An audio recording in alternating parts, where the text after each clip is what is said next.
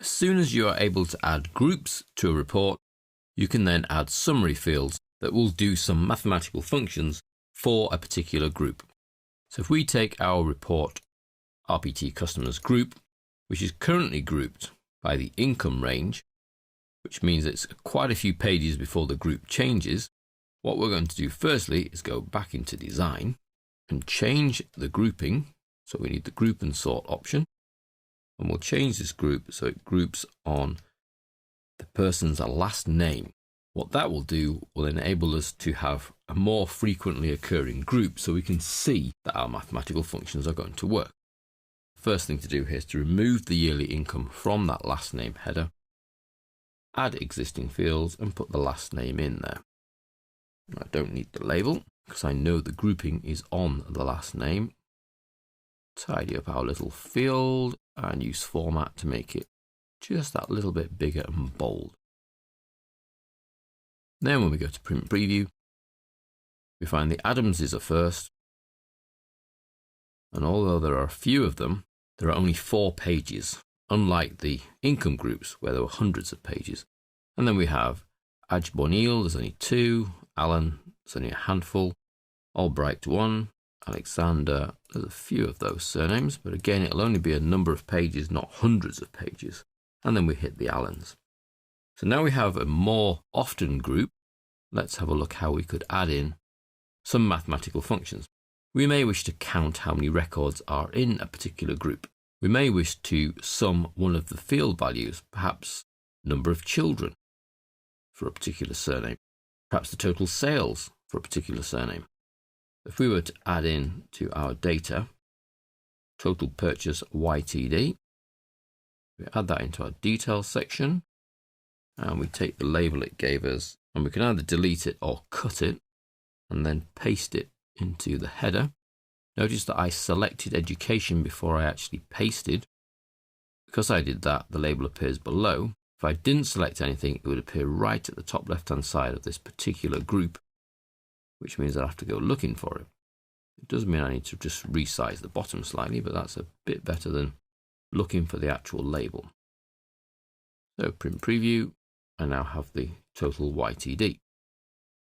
So how do we go about adding a field that does some mathematical function for us? Well, we use the AB text box field, and we come down into the last name footer. Now you can add calculating fields, really is what they are, but they're working around a group, into a group header or footer, into a report header or footer, but not into a page header and page footer. You cannot add up the total values on a particular page. It has to be a data kind of grouping. So let's go into our last name footer, one click, and we get our fairly common unbound and text field now.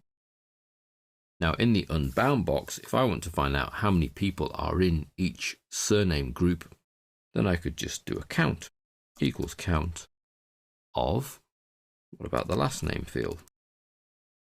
So I'm going to count how many times the last name is repeated in this particular group, and I might make use of the label now as total. Bring that a little closer, and then print preview. When we get to the end of the group, it gives me a total of 82 for the Adams is 2 Ajbonils, and we can see that's how many there are, 8 Allens, 1 Albrecht, and a number of Alexanders, 120, probably a number of Allens as well, 77, Alonso's, and 93. So that's a simple text box with a count function. We could use a sum function. So we need another text box. Let's place this logically below the field we're going to sum. That way we don't need a label, because we can see, because the field is below that column, that's the one it must be adding up. Click in so the words unbound disappear, equals sum, open brackets, and then just the name of the field. Total purchase YTD, close brackets, click away, and we see that Access has placed square brackets in there for me. Print preview, go to the end of the first group, and we see it's managed to add up, and it's managed to add up, and it's managed to add up. Formatting is not quite there, but that's simple enough in design. find the field, property sheet, format, little drop box for format, and currency. I might just want to make them both the same size as well. They are slightly out of each other. Arrange size to the widest. Home, print preview. And my totals now should be formatted, and the box is the same width as the actual values above. So that's simply adding a formula field using the AB box, and then place that formula on any of your fields that you're using. It doesn't even need to be one that you're using in the detail. As long as it exists in the field list, you can do a mathematical function on it. We've seen sum for adding up, we've seen count for counting. Let's add one more in, which is going to work out the average of our children. Probably need to put a label in. Average children. So this is on average, how many children does each person have?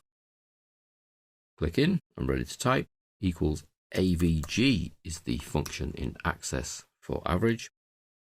Total children, close round brackets on my function. When I click away, Access puts the square brackets in again for me. Remember, you only need to put those in yourself if the field has any spaces in, or if you're using the field name in an update query. Print preview should then work out the average number of children for each surname. Quite a few decimal places there, just 2 there because they both got 2. 2, 0. We might just want to do a bit of formatting there as well then.